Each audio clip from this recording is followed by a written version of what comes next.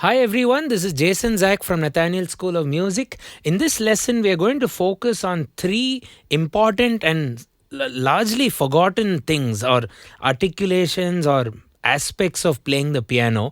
You're basically playing the same stuff, notes, chords, some rhythm pattern, but then you need to play those notes in a way that suits the song or serves the music best and also brings out the best of the piano, because the piano can do so many more things than just hit notes. Now, having said that, a lot about our instrument is very binary. You either do it this way or that way. You don't do it almost that way or almost that way. So the articulations which I find the piano to be very strong with is legato and staccato. We are going to look at a method to get both those systems into play. Legato means long flowing notes. Staccato means very short. While legato would be pretty much as long as the next note comes into play.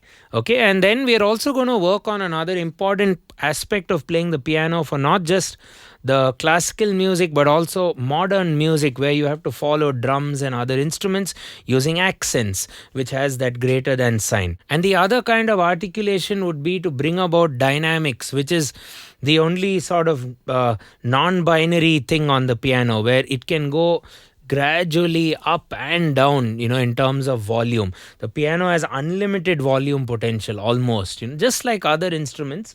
But it's important to know that we don't get this glide or this gradual change when it comes to pitch. Like I can't go A, B flat. I can't glide to B flat. I can only go or whatever, these sort of things. I'm literally doing a note to the next note. While on a guitar, I can bend it, I can glide it on a violin, or I can do it on a flute and all these other instruments. So the piano is mostly binary except for the dynamics aspect, which is volume control. We call it crescendo and decrescendo, you could say, in music. Okay, so I've developed a simple set of notes. You can probably make your own if you get bored with this, and we'll try and explore all of these aspects in this lesson. And I've kept this as a two-part series, wherein in part one, which is this, we are going to look at the accents, the legato staccato interplay, as well as dynamic movement. In part 2, we are going to do some beat displacement, where we are going to access the quaver divisions, the triplet divisions, the semi-quaver divisions, by anticipating the beat by going before in time, and by delaying the beat by going a bit later in time. We have done a lot of videos on rhythm on our channel. We've done a lot of videos on accents, staccato technique, playing with dynamics. So we leave a few in the description. So this will be a nice organized two-part series where you have this focus set of 8 notes, and you have to make them sound as different and as groovy and as interesting as possible. Okay, before we get started, all of the variations are available on our Patreon page for just $5 a month, where you get the notation, you get the MIDI file, you'll get the MuseScore project, and my handwritten notes for the entire lesson. And if you haven't already, please hit that subscribe button and turn on the bell for regular notifications. Okay, let's get cracking. So the pattern or the set of notes or the melody line we have is G, B flat, G, F, G, D, F, C. G, B flat, G, F, G, D, F, C. And we try to double it up in the left hand. Let's first get our fingering. Repeat.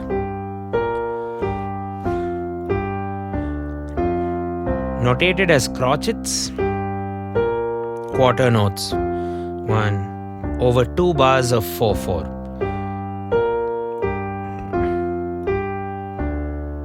Okay, so the first style of playing this should be legato, if you ask me, because that ensures the perfect fingering. So in the right hand, if you play worst case with one finger, there's no way you'll get legato, because you always have to jump before you reach the next note, right? However, we have the pedal.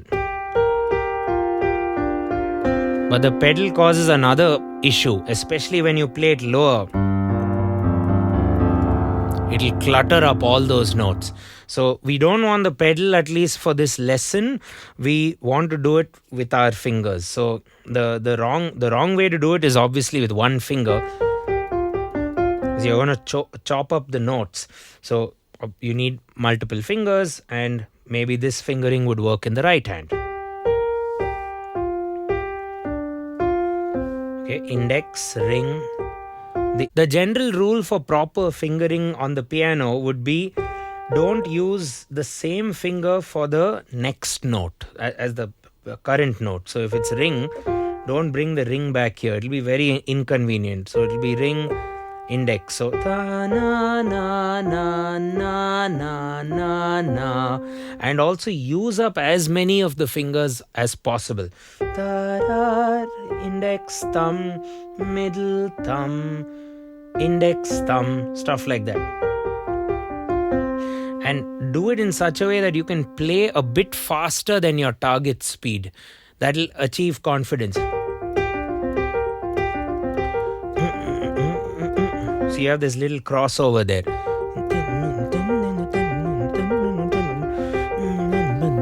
We're not so fast, but you get the idea. So the first strategy while practicing would be to ensure legato. Like a violinist going, this side of the bow and then bringing it back. Or a singer singing with literally no breathing. As opposed to ta ta ta ta ta ta ta ta, which is not natural at all to do, right? So in the left hand, what can we achieve with respect to the fingering? I'd probably end with the pinky. You can place your thumb on that B flat. Things like this.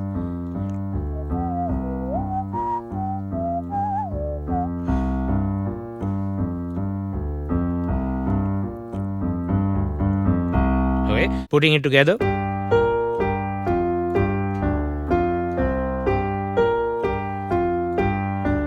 All legato. You don't want to go. Also, you don't want to stop. That's absolutely wrong, whichever way you look at it. So consistent, and don't choke the notes. Don't choke the notes. So don't stop the notes. It should last till the next note. Sing and play, it helps.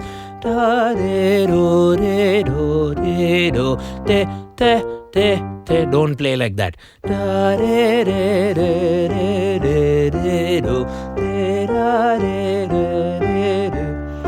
Now that you've achieved legato, you can consider various kinds of adding gaps.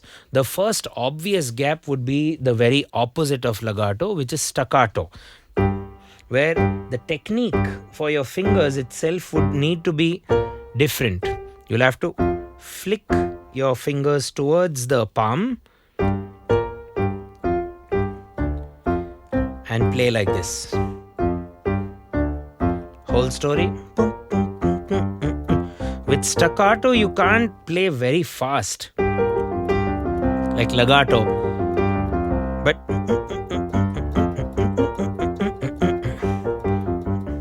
it sounds really nice. You can immediately feel the energy difference, can you not?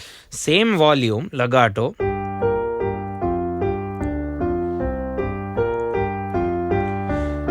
Staccato. Huge difference in terms of energy, emotion, character. The story you're going to write for this melody versus this. Just by adjusting the durations of these notes. Staccato.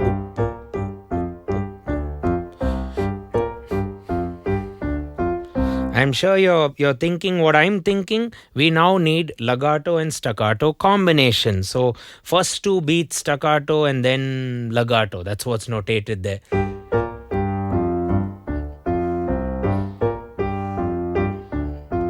2 staccatos, 2 legatos.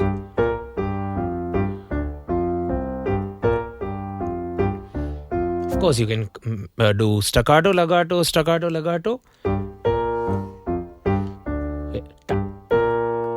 Staccato, legato.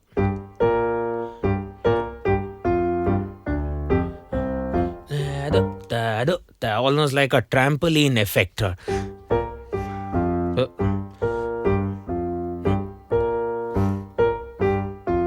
Okay, or legato, staccato.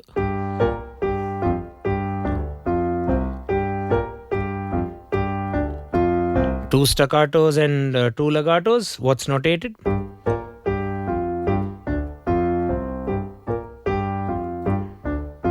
Two legatos and 2 staccatos followed by 2 staccatos.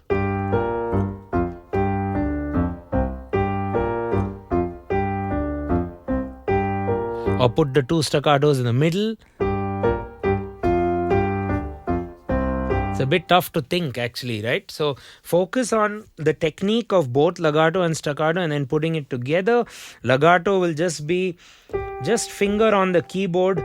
But one advice I would give to you is don't drop the joint of your finger. This joint should not drop or sag like this when you play. Because then to get out of that and play the next note fast is legato is expected to be slightly faster than staccato. Just play like this. You should have this hammer kind of method, not the dropping. If you drop your joint, this joint, then what will happen is the forearms will start hurting also. You start using unwanted muscles. And staccato is more of a flick. It's a different technique. Right? And when you play chord staccato, just to kind of finish the talk about staccato, you also want to consider jumping your wrist slightly. Okay. Very different than other instruments, because with a guitar and other things, you just literally stop the sound with your hand or your fingers. And with a wind instrument, you just stop it. You stop air from reaching the instrument. Okay, so that was legato, staccato interplay. Let's now look at accents. Accents is where you emphasize on a specific note. So in this case, beat 3, let's say.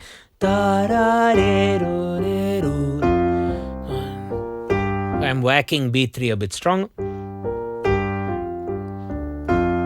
There we go. Loud. And how loud is up to you, really. You can go, the previous one's very soft.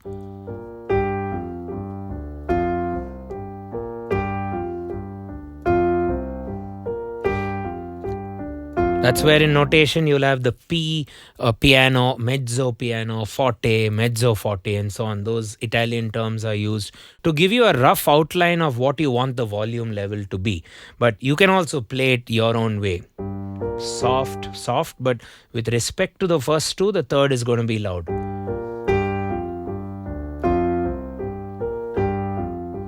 Loud. Let's do the same with 2 staccatos, then an accent, and then a legato, putting it all together.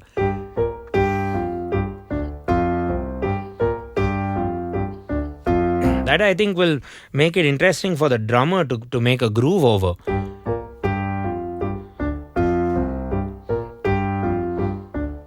Or something as simple and predictable as a legato, which kind of sounds like something you'd quickly program in a recording software or something. Because that's how the notes are drawn by default, right? It won't be drawn in this musical way, which only a human can do.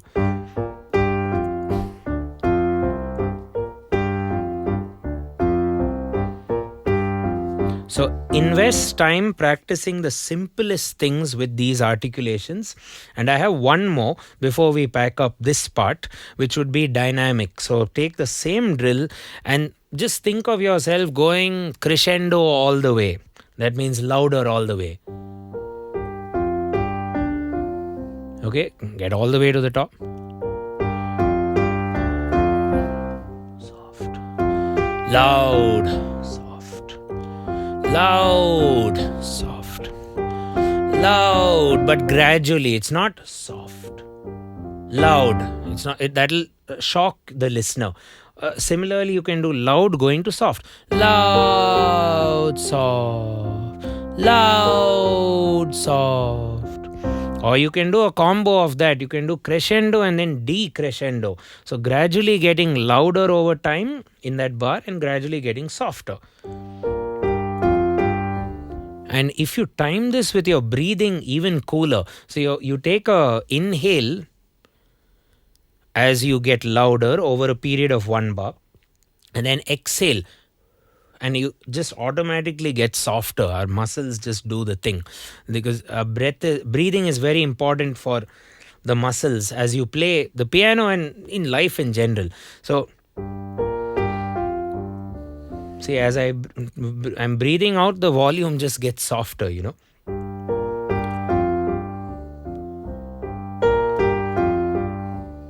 breathing very important.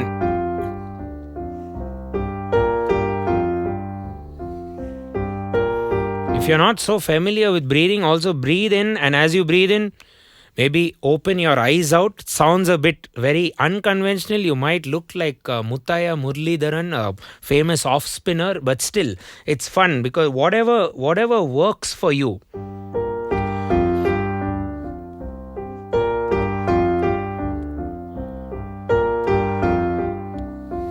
And so you can even do it over 2 bars or whatever. So in a nutshell, we've taken a very simple exercise and made it a lot more interesting, groovy, adding the emotion with volume. People forget that emotion is not just the scale and the harmony you play or the rhythm pattern. It's literally the same boring quarter note pattern, but the emotion changes radically just with legato staccato. A few accents here and there gets your drummer kicking, and dynamics adds the emotion. So music is a three-dimensional art form. You have pitch, you have time, obviously, and you also have volume. So I feel with today's day and age, where you have music production, electronic musicians, DJs doing their thing, everyone uses a DAW, AI, this, that. The one thing you can't really replicate is human volume, which is played for other humans. So these other humans will feel that. So specifically, the emotion which a human being can give to another human being might actually be that Z axis of music, which is volume control, right? And just the nature of making a note longer and shorter, increasing the duration and choking and doing it very naturally. So all through history, this is what we've been able to do with our voice. And then even through when the first musical instrument ever got invented, whatever that was, you can let me know in the comments. I'm sure people were figuring out, okay, how do I do this softly and how do I do this loudly? How do I do it short? How do I do it long?